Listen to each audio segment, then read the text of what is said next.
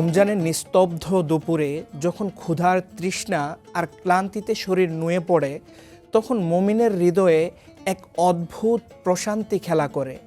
এই ত্যাগের বিনিময়ে মহান আল্লাহ তার প্রিয় রোজাদারের জন্য রেখেছেন এমন দুটি উপহার, যার আনন্দ ভাষায় প্রকাশ করা অসম্ভব। প্রথম আনন্দ ইফতারের সেই মায়াবী মুহূর্ত। সারাদিন প্রভুর প্রেমে পানাহার ছেড়ে যখন ইফতারের দস্তরখানে বসা হয়, তখন এক স্বর্গীয় আবহ তৈরি হয়। সামনে শীতল পানীয়, সুস্বাদু খাবার, কিন্তু মুমিনের হাত চলে না। সে প্রতীক্ষা করে কেবল তার রবের অনুমতির। যখনই মুয়াজ্জিনের কণ্ঠে আল্লাহু আকবার ধ্বনি প্রতিধ্বনিত হয়, তখন প্রথম চুমুক আর প্রথম লোকমায় যে তৃপ্তি মিলে, তা পৃথিবীর কোনো রাজকীয় ভোজসভায় পাওয়া অসম্ভব।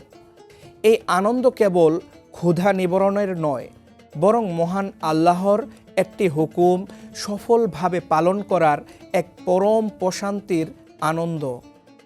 একাকী ইফতার হোক বা প্রিয়জনদের সাথে, সেই মুহূর্তটি হয়ে ওঠে জান্নাতি স্নিগ্ধতায় ঘেরা। দ্বিতীয় আনন্দ রবের সাথে সেই মহামিলন। হাসরের ময়দানে যখন সূর্য মাথার উপর টকবক করবে, তখন রোজা হবে আপনার সবচেয়ে কাছের বন্ধু।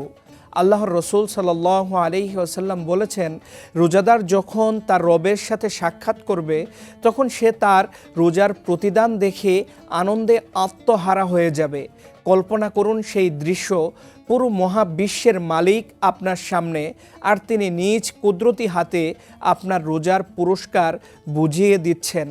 মহান আল্লাহর সাথে সাক্ষাতের আনন্দের কাছে দুনিয়ার সব সুখ তুচ্ছ হয়ে যাবে।